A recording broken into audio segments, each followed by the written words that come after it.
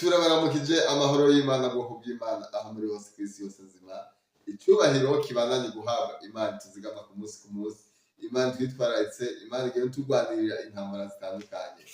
Nama nabivuze kugera ino sana kano kanya ni kubw'ubuntu bw'Imana. Kugendagenda hano kw'ino si ni ubuntu bw'Imana. Kutambuka ukabona bikunda umenye ko ari kubw'ubuntu bw'Imana. Gukora ikintu icyo ari cyo cyose bikemera ni ubuntu Imana itugirira. Inama mpamvu dukwiye kwama dushima dukengurukira Imana uko bukeye uko bwije. Twame twibuka gushima dushimira Imana. Ku mazina ni Niyorugira Gedeon, uwo Imana yagiriye ubuntu. Turashimye turakengurutse Imana itwemereye gusubira kubana nawe muri kano kanya k'ijambo ryayo. Tubanje gushimira cyane wewe washonze subscribe sabone, ni wowe iyi video ikishikira kano kanya nyene. Nawe utari bwashonze subscribe cyangwa sabone, turaguhaye ikaze kugira ngo nawe ushonze sabone izindi video zose ziragushikira bitagoranye. Rero sinije nyene turi kumwe n'umwene data turiko tuganira ijambo ry'Imana. Turashimira Imana twongeye kandi kanya keza ko gusangira ijambo ryayo. Tugomba tumuhe kaze abaramutse hama acagira ko asenge acabandanya n'ijambo ry'Imana. Twirwa turabateja kuko turazi mugwamuce muja mu bindi bikorwa byinshi bitandukanye, ariko mwewe mbere kano kanya nyene mufata kanya gato ko kangana kose dusangira ijambo ryayo. Turamuhaye kaze mu izina rya Yesu Kristo. Yesu ashimwe cyane bavukanye ndabarabije mu izina ry'Umwami wacu Yesu Kristo. Umunsi mwiza twahawe n'Imana, ubuntu bw'Imana twagiye ko tugiye magiramo turi bazima. Rero ndashimira Imana kubwo yatugiriye ko uno munsi ko tukiri bazima tugihema. Kwari benshi bitakunze ko bari bazima ariko je namwe turacakomeye. Rero ndashimiye kandi n'abantu mwese muko murakurikirana kino kiganiro cy'ijambo ry'Imana. Nkuko umukozi w'Imana yavuze reka dutangure ikintu cyose tuhisha mu biganza vy'Imana. Imana iganeza tubashimira ubuntu bw'Imana yacu, tubashimira kumaze batugiriye. Mamora wari mvune isi tugaye kazi Imana kuno matuye ku ijambo ryawe na kwezi ijambo rigira akamaro ku buzima bwacu. Mandi rikomeze Imana yacu kuko tutarimo navyoshika Imana yacu. Twasabye mpamwe adushoboze bwiza kwa Yesu Kristo. Twasabye Imana n'umuroza agiye kubyumva Imana mutavuze mu by'impuhemo. Imana ntabari twikizanye ushigwe cyo mu Jonisi. Uri Imana iganeza Imana cyo dukunda kandi tutoka papa na turi bayimana. Mamda ko Imana cyo kibazo turi mu mando bana natwe ducumwe mutekano ba. Utundi mitego ya Satani n'abademoni mu izina ry'Umwami Yesu Kristo. Twasabye Imana manene atumaza n'uko tubonesheze uzokoze mu izina rya Yesu Kristo mu cyumbuzi tuzabyizeye. Amen. Rero ijambo ry'Imana tugiye kubona muri kino gitondo yatubwira iti twibuke ubwiza bw'Imana. Twibuke ubwiza bw'Imana canke twibuke ukugira neza kw'Imana. Rero bene data Imana yabanye natwe yatugire neza mu mpande nyinshi. Kenshi Imana tuzigama, kenshi Imana tugaburira, kenshi Imana yatugwanira. Nuvuga ibintu vyose byankenerwa Imana irabitugirira, irabiduha. Iraduha ubuzima, iraduha amagara meza, iraturinda, iraduha n'ibyo tufungura, mbere ikirenze ko ikaduha n'agakiza kayo. Rero rimwe na rimwe twebwe nk'abana b'abantu iyo tuko twaca mu ngorane turibagira ibyo byiza Imana yadukoreye. Ariko muri kino gitondo tugiye kubona Bibiliya ingene twibutse kwibuka ukugira neza kw'Imana, kwibuka imbabazi z'Imana, kwibuka gutabarwa n'Imana twagiriwe. Imana ni nyizigirwa kandi ntihinduka. Rero bene data wibuke ivyo Imana yagukoreye, wibuke izo nkomezi zigurakoresha ikintu cyose ko ari Imana yaziguhaye, wibuke izo mpwemu ko ari Imana ziguhaye, ivyo byose ufise ni Imana yabiguhaye. Bene data nyagiye ikintu na kimwe cyo gutuma wibagira kuganeza kw'Imana. Zaba indwara yaba ubushomeri twazi kuzima uno musi bugoye abantu gatuma bidodomba. Indwara zatuma abantu bidodomba, ubuzima bugoye bugatuma abantu bidodomba. Ariko ikintu agomba kubabwira twibuke ivyiza vyinshi Imana yaduhaye. Niwibuke ivyo bibi gusa bike uri kwaca mu munsi gauce bituma wibagira ico Imana yagukoreye. Bega tega turabe tutatebaganye tuba muri Zaburi 103 umurongo wa 2 mbega haratubwira gute. haravuga ati mutima wanje himbaza uhoraho, ntiwibagire ibyiza yakugiriye byose. Haleluya. Reka dusubiremo ati mutima wanje himbaza uhoraho, ntiwibagire ibyiza yakugiriye byose. Mwene data, uyu yari Dawidi ariko arabwira umutima wiwe ati mutima wanje himbaza uhoraho. Uyu ariko arabwira Dawidi yaciye mu bibazo byinshi. Mwibuke ari nyuma y'umukuku wa se hariya mu bugaragwa, yarwanye n'ibikoko byinshi bigomba gutwara imikuku ya se. Dawidi yaciye mu ntambara nyinshi, ariko n'ibyo byose yabiciyemo Dawidi aribuka aho Imana yabwira amurokora.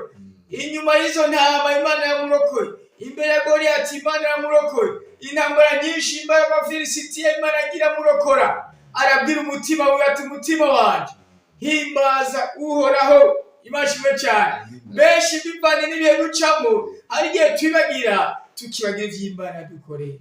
Ikintu nagomba ko twiguga mbere data kizotuma tukibagira iby'Imana yadukoreye, wibuke imigisha Imana yaguhaye kera. Abisirayeli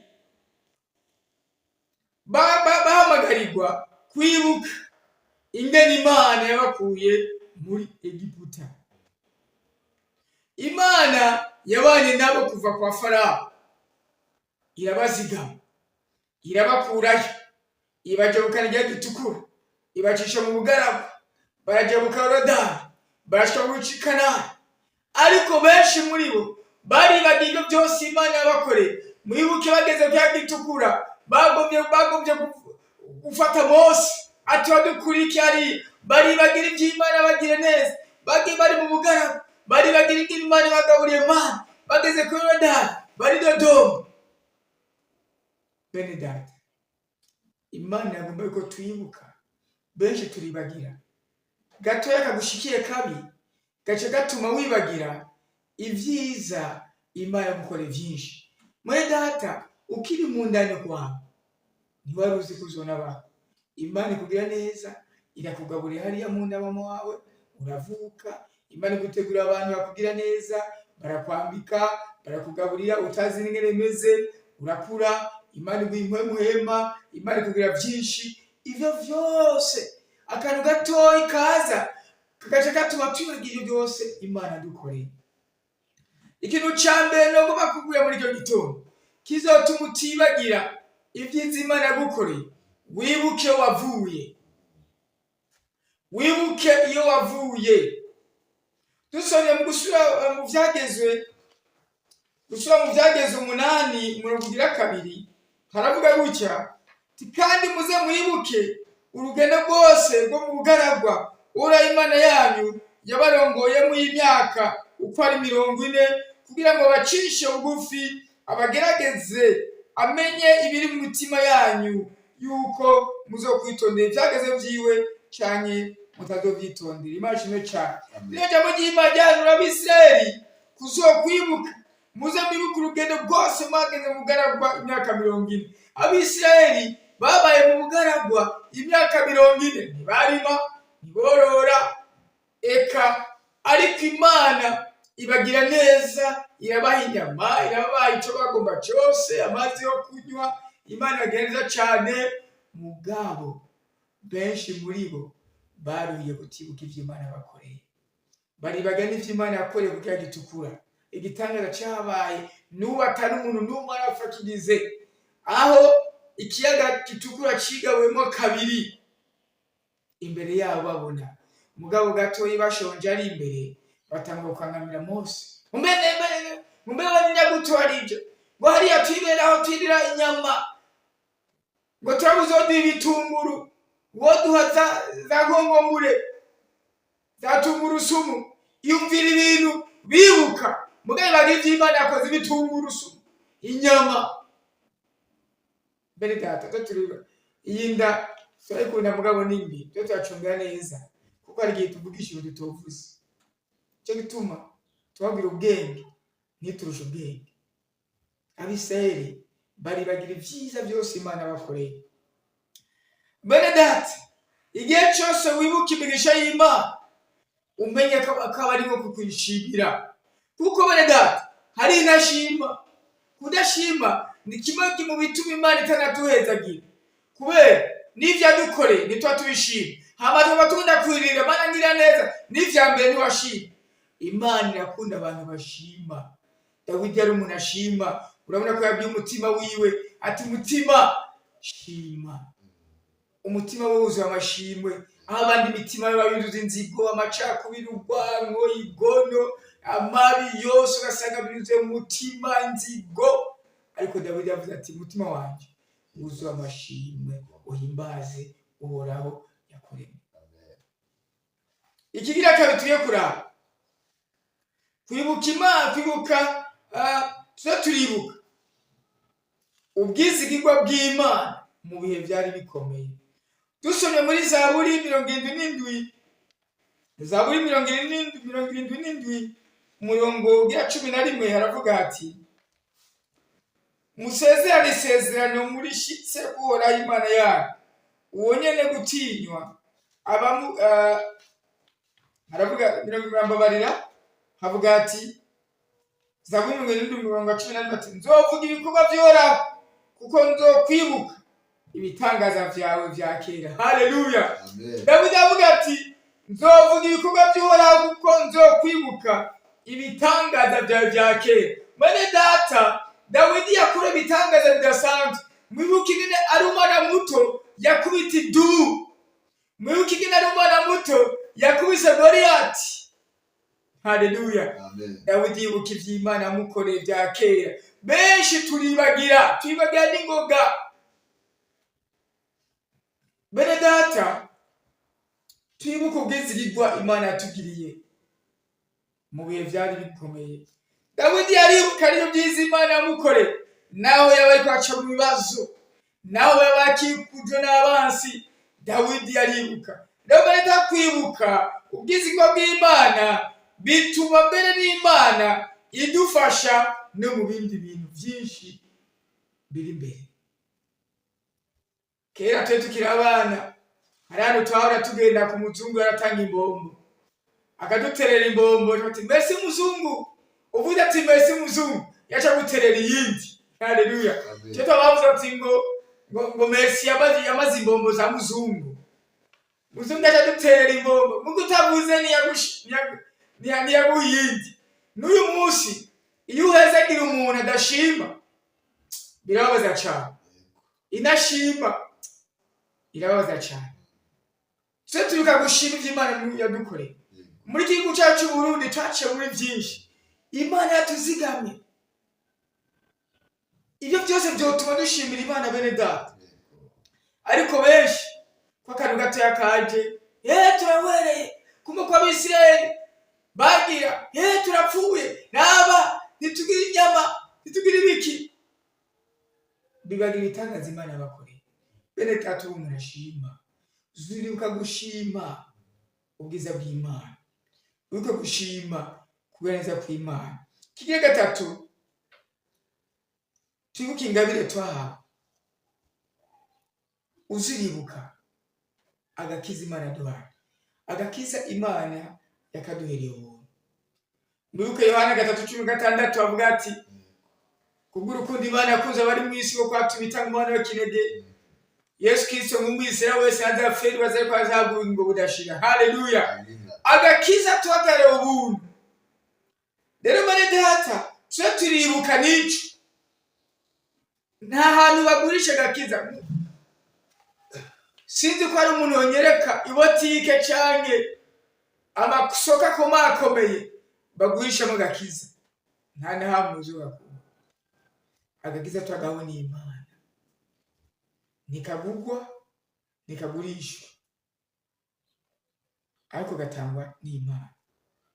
Mugihe wibuka ukayishimira, nikirengeye ico izokiguha. Amen. Bene data, ubukuru bw'Imana nuko yarungitse umwana wayo w'ikinege Yesu Kristo kugira ngo adukize, atokore mu vyaha. Nta kintu cyo rutico. Ingabe zose woguha, nabo guha imiduga imeze gute, bakaguhamuza bameze gutera ubu nabo kubwira ati igisagara cyose ni icy'iwawe, ibyo byose byo gutera amaganya. Mugabo ne data gakiza ni ikintu kidasanzwe, ni ingabire idasanzwe duhabwa n'umwami wacu Yesu Kristo yitanze ku musaraba azira ibyaha byacu. Uko kwibuka kose umusaraba, wibuke yuko ku musaraba twaronkeye imbabazi, twaronkeye ubuntu. Agakiza muri data ni ingabire idasanzwe duhabwa n'Imana. Nta giturire wotanga ngo ukaronke haba namba, ariko bica mu gushima. Tuba abantu bashima. Icyakare tugiye kubona muri data, tuba abantu bakunda kutazira Imana. Uno muri data turi kumwe na muririmbyi adasanzwe, iyo yibutse ibyo Imana yamukoreye arashimira Imana. Dawidi yibutse Imana yamukuye, yibutse yende Imana yamukuye mu maboko y'Abafilisitiya basi biwe. Dawidi abyibutse azanye isanduku y'isezerano, aratamba aratarika, benshi umududa arakorotse. Mbega umunsi Imana data wibutse iby'Imana yamukoreye, mbega urashimira Imana ugatamba. Benshi bashaka mu Dodoma, uno munsi abuze injyajya n'umunsi umwe. Imana yampevye, Imana inkunda, raba abana akabo bimerewe neza. Reka kwikompara na bene data n'abandi.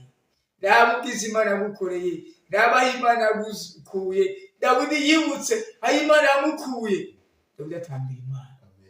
Mbega nawe uyu munsi wibutse ibyiza Imana yamukoreye, nawe uri kwaca mu bibazo, mbega uribuka gutambira Imana aho bushonje, nawe aho bugwaye uribuka gutazira Imana, guhimbaza Imana. Benshi ibibazo bituma tuyatamba. Aragenda mu rusengero yibutse ko atavaza kujya, ukamengo bamukubise akumashavuye. Abandi batazira Imana bahimbaza Imana akagumashavuye. Reka gushavura, nimuhema n'umuntu bw'Imana. Hari abandi bari muri morgue bariko barakarira atari inyama. Hari abandi bari ubu amaguru amanitse bakase amaguru. Hari abandi bari mu mva bamaze kwambura byarangiye. Mugabo uri mugore y'Imana, abandi batazira Imana kuko wibutse ko atabara gufise mu nzu, ugatushavura ukamengo ari indimu. Tazira Imana muri data, shimira Imana kubuhema n'ubuntu bw'Imana. Akiza cyabona ubuntu bw'Imana, wibutse yuko ukiri muzima mu gihe bimwe muze bazima. Cyo cyonyine kigutuma haguruka uti Mana uri Imana igira neza, Imana ihambaye, uri Imana zigama. Benshi barapfuye, abo mungana imyaka benshi bapfuye bangana gute. Ariko umunsi ukajya mu ngo y'Imana ukamibona munezero ugira. Dawidi bavuze ati nanezerewe igihe bantumira bambwira ngo ngere mu ngoro y'Imana. Mbega umunsi yawugenda mu ngoro y'Imana muri gute. Benshi tugenda ku mitwari togereye, ugacisanga Benari akurira arinde ko abantu bamufasha, gatazana amasura y'uburuma arinde ko pastor yabona bamufashe. Oya, genda guhura na Yesu. N'abantu batokubona, genda guhura na Yesu. Mwibuke wa mugore yaragwaye inyonzo, yagiye mu ngoro y'Imana atazi yuko bahura n'igitangaza. Abantu baramubona ati bamufashije, abakozi b'Imana banje baramubona ati bamufashije. Mugabo Yesu yarahari, agomba kumubwira neza atanga ngo ni kwisabato, ngo ni biki. Yesu yabara batumbega mwege namwe inka yanyu yoshaka kwisabato ni mweshayo. Atuna umwana wa Aburahamu kubera iki batogirirwa neza. Hari kwisabato muri Yesu yamukije imbere y'abana n'abantu batabishaka, kandi harimo n'abakozi b'Imana, ba bishop banuzenya abafarisayo. Mugabo Yesu amubwira neza babona kwisabato. Haleluya. Bonge mu ngoro y'Imana ugende guhana Yesu, ugende guhana abantu. Benshi bidodomera mu ngoro y'Imana. Idashega ni bakundana, ni bafashanya, ni barabana, nagwa ni bandate, ni bataje kuraba bareke. Wera Imana yawe. Nimba batagufashije bareke. Wehangana n'Imana yawe. Haleluya. Imana ni yakwikurako. Uzovuga ati aha uzomanika amaboko. Mu gico nicoco ntawayikomera amashyi kubite, ntawayitakambiye mureke kugutabara. Nayo nari mu nda y'urufi, mu rufi hariya Imana yamumviye, ayitakambiye Imana yamumva. Haleluya. Lazaro abantu bahevye ati yamaze kunuka, Imana imusanga imuzura ari muzima. Haleluya. Mbega bene data nawe nigiki kuza gutazira Imana. Ibuka ikizi Imana gukoreye. ibuka Imana yakurinze. Igihugu cyacu cy'Uburundi twaciye mu ntambara nyinshi. Imana yatuzigamye, siko tuzi kwiruka, tuzi guhunga. Oya, Imana yatuzigamye yaturinda. Iyo cyonyine gitume utazira Imana ati Imana ndagushima. Inashima Imana ikunda. Reka dusome Zaburi umurongo w'ijana, Zaburi 100 umurongo wa 4. Zaburi 100 umurongo wa 4. Mbega haravuga gute? Zaburi 100 umurongo ugira 4. Haravuga gutya: mushike mu birimba vyiwe mushima, no mu nyubako ziwe muhimbaza, mu mukengurukire mushima izina ryiwe. Haleluya. Mwene data ati mushike mu birimba vyiwe, mushike mu nyubako ziwe mumutaza muhimbaza. Mbere tugenda kureba amazuru mu ngoro y'Imana, mbega asengera abandi, mbega nabi wacu abatuva hamwe, mbega na mu bwoko bwacu asanze harimo abatava iwabo aca yicombokera kigira, atasanze asengera abandi, atasanze imodoka ziparkinga asengera abakene nta nimwe yombona. Reka nibyo byumviro muri data, reka nibyo byumviro muri data. Ati mushike mu birimba vyiwe mushima.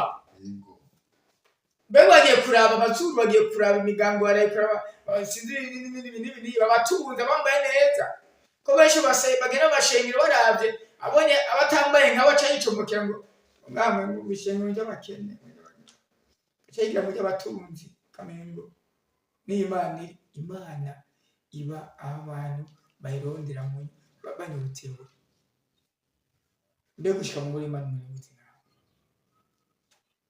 mbega uribuka gushima Imana ayo maguru, izo nguvu zonye wasi zo gushika mu ngoro y'Imana. Ushize mu ngoro y'Imana, Imana gushima ko shikanya ngamaho. Hari abavuye muhira ntibashitse, bagize amasanganya mu nzira. Dawidi aduhanura ati mushike mu birimba vyiwe mushima, no mu nyubako ziwe muhimbaza, mu mukengurukire mushima izina ryiwe. Tuba tugiye mu ngoro y'Imana gushimira Imana.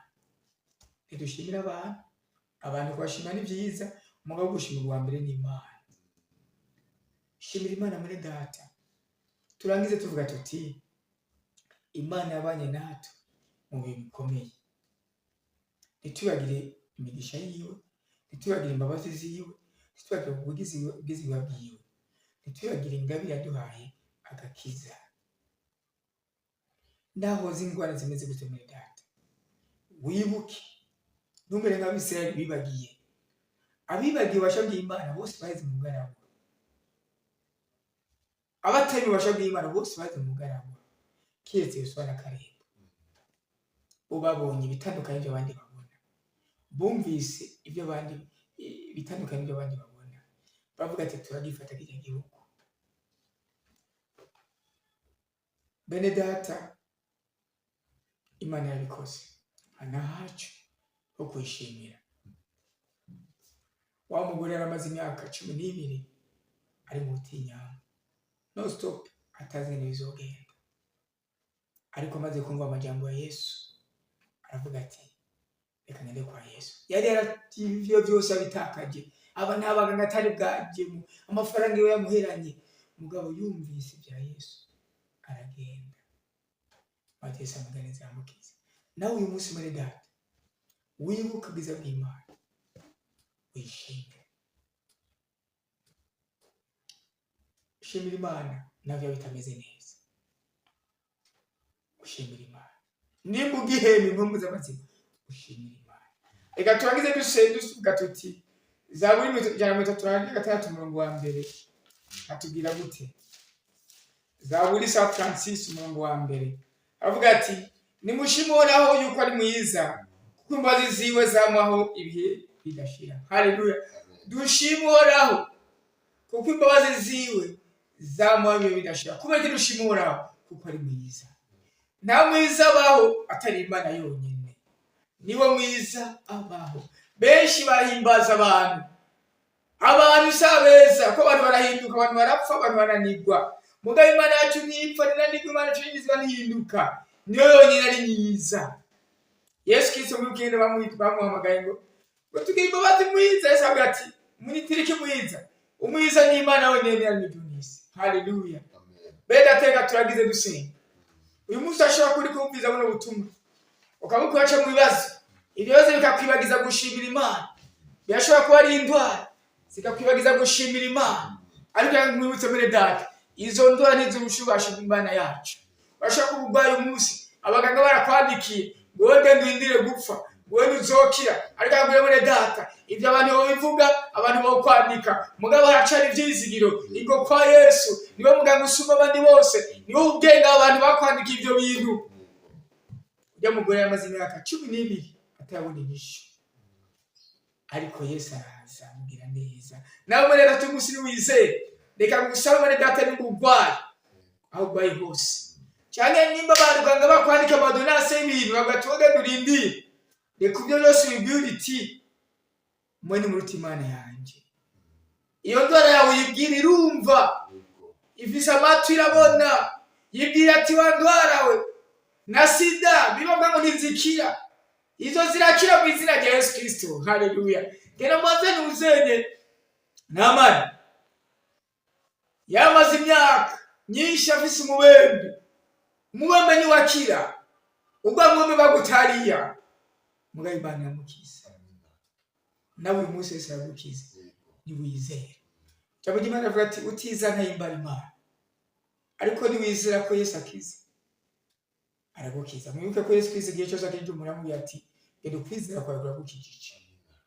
Reka dusengera abagwayi muno mwanya.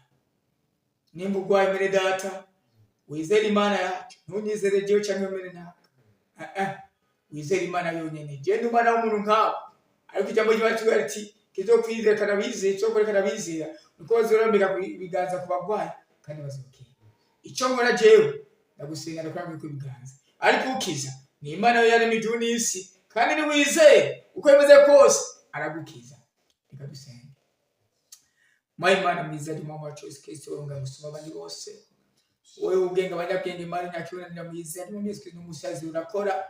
Mamora ukuntu munsi hari abantu babwiwe mugenda murindire gupfa, hari abantu bagwaye indwara mu Yesu Kristo babwiye ati mwebwe zizokira, hari abantu bagwaye indwara bihebuye abibabo bataye, wa mugabo yaramaze imyaka 38 agwaye, maze ukidenderi yariyebuye atabwa kwidodombera abantu ngo sivisi untayo, ariko mu Yesu Kristo baze kwashikora mugatsinda gwanda gutegetse yaguruka wigire.